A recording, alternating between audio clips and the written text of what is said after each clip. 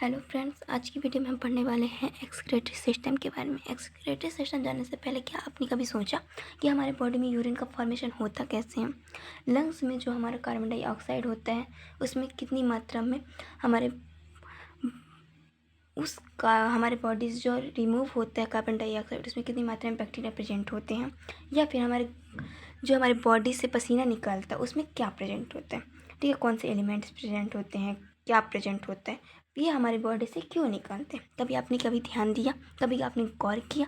चलिए आज हम इस वीडियो में हम इसका डिटेल देखते हैं, ठीक है। सबसे पहले हम एक्सक्रीटरी सिस्टम का क्या देख लेते हैं, इंट्रो देख लेते हैं, ठीक है। तो जो हमारा फूड होता है, फूड का मेटाबॉलिज्म होता है, या फिर बॉडी में सेल प्रेजेंट होते हैं, सेल के में जो डैमेज सेल होती है उसका जो वेस्ट प्रोडक्ट होते हैं, तो उसे बॉडी से रिमूव करने के लिए एक्सक्रीटरी ऑर्गन प्रेजेंट होते हैं, राइट। देन हम देख लेते हैं कौन कौन से हमारे बॉडी में एक्सक्रीटरी ऑर्गन प्रेजेंट होते हैं। फर्स्ट पॉइंट में आता है लंग्स, सेकेंड पॉइंट में आता है स्किन, थर्ड पॉइंट में आता है मेन इम्पॉर्टेंट रोल प्ले करने वाला हमारा एक्टिव ऑर्गन किडनी, राइट। इसका हम इजी वे में इसको लिख कैसे तक शॉर्ट फॉर्म में हम लिखते कैसे हैं। तो जो हमारा वेस्ट प्रोडक्ट होता है, मेटाबॉलिज्म के प्रोसेस में बॉडी से वेस्ट प्रोडक्ट को रिमूव करने की प्रोसेस क्या कहलाती है? एक्सक्रीटरी सिस्टम कहलाती है, ठीक है। यहाँ पे हम टाइप देख लेते हैं एक्सक्रीशन, ये मतलब कितने टाइप में बॉडी में एक्सक्रीशन होता है, ठीक है। अमोनोटेलिज्म होता है, यूरियोटेलिज्म होता है, यूरिकोटेलिज्म होता है, ग्वानोटेलिज्म होता है, अमीनोटेलिज्म होता है, ठीक है। फर्स्ट नंबर पे हम देख लेते हैं अमोनोटेलिज्म में, ठीक है। तो जब नाइट्रोजन को अमोनिया में कन्वर्ट करते हैं, यानी कि हमारे बॉडी में नाइट्रोजन जो होता है अमोनिया के रूप में बॉडी से रिमूव होता है, तो क्या बोलते हैं? अमोनोटेलिक एनिमल बोलते हैं। किस किस में पाया जाता है? तो फिश में पाया जाता है, फ्रॉग में पाया जाता है, ठीक है। यहाँ पे हम देख लेते हैं नेक्स्ट पॉइंट में, तो यूरियोटेलिज्म होता है, ठीक है। नाइट्रोजन को यूरिया के रूप में बॉडी से रिमूव करने की प्रोसेस क्या कहलाती है? यूरियोटेलिज्म कहलाती है। जिस व्यक्ति में यानी कि जिस एनिमल में यानी कि जो भी एनिमल यूरिया को बॉडी से रिमूव करता है उसे हम यूरियोटेलिक एनिमल बोलते हैं। फॉर एग्जांपल होता है फ्रॉग एंड फिश, ठीक है। थर्ड पॉइंट क्या बोलता है? यूरिकोटेलिज्म। यूरिकोटेलिज्म में क्या होता है? तो ये नाइट्रोजन को यूरिक एसिड में कन्वर्ट करता है, ठीक है। पक्षियों में जो पाया जाता है, तो ये पक्षी जो होते हैं तो यूरिक एसिड को बॉडी से रिमूव कर देते हैं, ठीक है। तो यूरिकोटेलिक एनिमल कहलाते हैं। फॉर एग्जांपल इंसेक्ट, रेप्टाइल्स, ठीक है। अब यहाँ पे हम नेक्स्ट पॉइंट देख लेते हैं ग्वानोटेलिज्म। ग्वानोटेलिज्म में होता क्या? तो यूरिया को ग्वानिन में कन्वर्ट करता है और ग्वानिन के रूप में बॉडी से रिमूव कर देता है। इस एनिमल को क्या बोलते हैं? ग्वानोटेलिक एनिमल बोलते हैं, ठीक है। अब नेक्स्ट और मोस्ट इम्पॉर्टेंट पॉइंट क्या बोलता है? अमीनोटेलिज्म। जिनका बेस्ट प्रोडक्ट अमीनो एसिड होता है उसे हम अमोनोटेलिक एनिमल बोलते हैं। फॉर एग्जांपल इकाइनोडर्मेटा, ठीक है। अब हम कुछ एक्सक्रीटरी ऑर्गन के बारे में देख लेते हैं, ठीक है।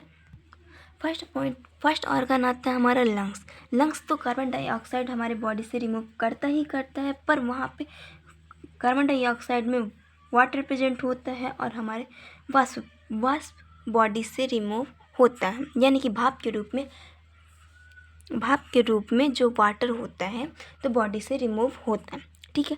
स्किन जो होता है, स्किन में स्वीट ग्लैंड का एक्सक्रीशन तो होता ही होता है, पर उसमें क्या प्रेजेंट होता है? तो अमोनिया प्रेजेंट होता है और यूरिया प्रेजेंट होता है, ठीक है। किडनी जो होता है तो यूरिन को बॉडी से रिमूव कर देता है, ठीक है। अब हम किडनी का स्ट्रक्चर देख लेते हैं, किडनी के बारे में डिटेल देख लेते हैं, किडनी में होने वाले डिसऑर्डर के बारे में भी इस वीडियो में जानकारी लेते हैं, ठीक है। चलिए स्टार्ट करते हैं। तो हमारे बॉडी में जो किडनी होता है यूरिनरी सिस्टम का इम्पॉर्टेंट ऑर्गन होता है। यह यूरिनरी सिस्टम में इम्पॉर्टेंट रोल प्ले करता है, ठीक है।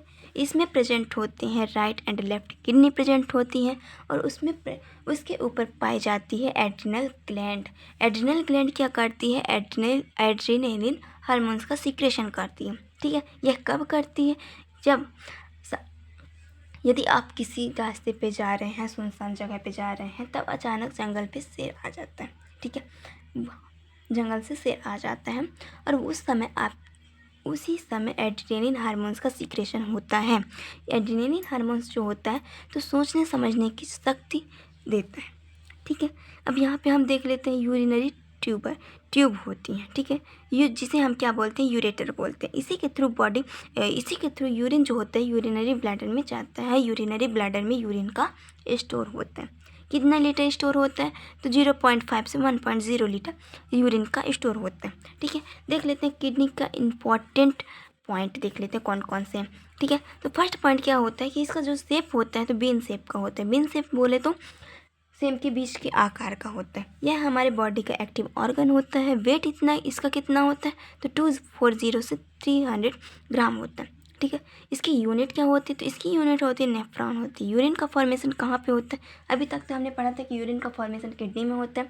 ठीक है, अब हम यहाँ पे पढ़ेंगे कि किडनी का भी एक यूनिट होता है। ठीक है, जिसे हम क्या बोलते हैं, नेफ्रॉन बोलते हैं। यूरिन का फॉर्मेशन नेफ्रॉन में ही होता है। किडनी में 1 मिलियन नेफ्रॉन पाई जाती है। ठीक है, यूरिनरी ब्लैडर जो होता है तो यूरिन जो होता है यूरिनरी ब्लैडर में प्रेजेंट स्टोर होता है। राइट, अब यहाँ पे यूरिनरी ब्लैडर किस में प्रेजेंट होता है, किस में प्रेजेंट नहीं होता है, तो ह्यूमन बॉडी में यूरिनरी ब्लैडर प्रेजेंट होता है और बर्ड में यूरिनरी ब्लैडर एब्सेंट होता है।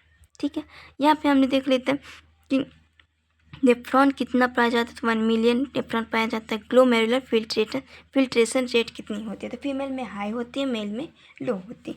तो मेल में जो होता है तो 125 होती है और फीमेल में क्या होता है, फीमेल में होता है 110 ml होती है। इसके आगे 110 ml पर मिनट होती है। राइट, इसके आगे हम देख लेते हैं किडनी में होने वाले डिसऑर्डर के बारे में, फिर इसके बारे में देखेंगे हम सर्कुलेशन के बारे में। ठीक है, चलिए स्टार्ट करते हैं। तो हमारे बॉडी में किडनी से होने वाले कौन कौन से डिसऑर्डर होते हैं, तो किडनी स्टोन होता है, एक्विस एडिमा होता है, अमीबिएशन होता है, रीनल ट्यूबुलरी एसिडिटी होता है। ठीक है, सबसे पहले हम किडनी स्टोन के बारे में देख लेते हैं।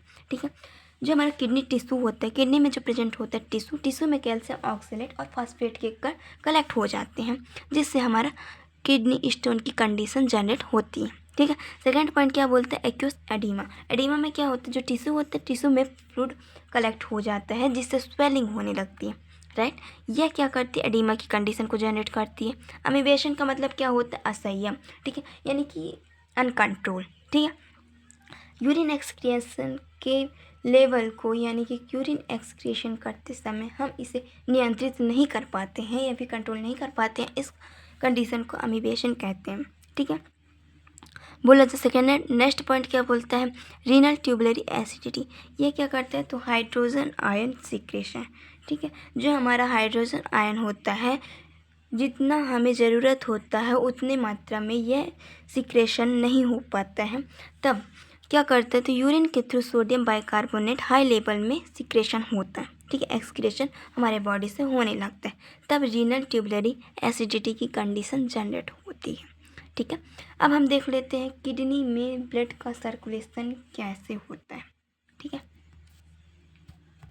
किडनी में ऑक्सीजनेटेड ब्लड आता है एब्डोमिनल अरोटा के थ्रू। ठीक है, एब्डोमिनल अरोटा क्या करता है, ऑक्सीजनेटेड ब्लड को रीनल आर्टरी को देता है। यही रीनल आर्टरी ऑक्सीजनेटेड ब्लड को कहाँ पहुँचाती है, इंटरलोबरल आर्टरीज में पहुँचाती है। ये इंटरलोबरल आर्टरीज जो होती है अर्क्यूट आर्टरीज से कनेक्ट होते हुए इंटरलोबरल आर्टरीज में पहुंचती है। यही इंटरलोबर आर्टरीज क्या होती है, अफरेंट आर्टरियल में ऑक्सीजनेटेड ब्लड को देती है और ऑक्सीजनेटेड ब्लड जो होता है कैपिलरी में ग्लोमेरुलर कैपिलरी में जाता है। यहाँ पे ही ब्लड का फिल्टर होता है। ठीक है, यही फिल्टर होने के बाद ग्लोमेरुलर सेल जो होती है आपस में मिलकर एफरेंट आर्ट्रियोल्स का निर्माण करती है। ठीक है, यही एफरेंट आर्ट्रियोल्स जो फिल्टर ब्लड को पेरिट्यूबुलर ब्लड कैपिलरी में ट्रांसपोर्ट करता है। यहाँ पे पेरिट्यूबुलर कैपिलरी जो होती है आपस में मिलकर इंटरलोबरल वेन्स का निर्माण करती है और जो फिल्टर होने के बाद जो ब्लड होता है तो डीऑक्सीजनेटेड हो जाता है। यही डीऑक्सीजनेटेड ब्लड किसे देती है, इंटरलोबरल वेन्स को देती है। इंटरलोबरल वेन्स जो होती है एर्गोट आर्टरी से कनेक्ट होते हुए डीऑक्सीजनेटेड ब्लड को ट्रांसपोर्ट करते हुए रीनल वेन्स को देती है। रीनल वेन्स से inferior vena cava deoxygenated blood को कलेक्ट करता है और कहाँ पे जाता है, हार्ट में जाता है, जहाँ पे क्या होता है, ब्लड का क्या होता है, डीऑक्सीजनेटेड से ऑक्सीजनेटेड होने की प्रोसेस हार्ट में कंप्लीट होती है। ठीक है, अभी तक के लिए इतना ही, मिलते हैं नेक्स्ट वीडियो में, तब तक के लिए बने रहिए, धन्यवाद।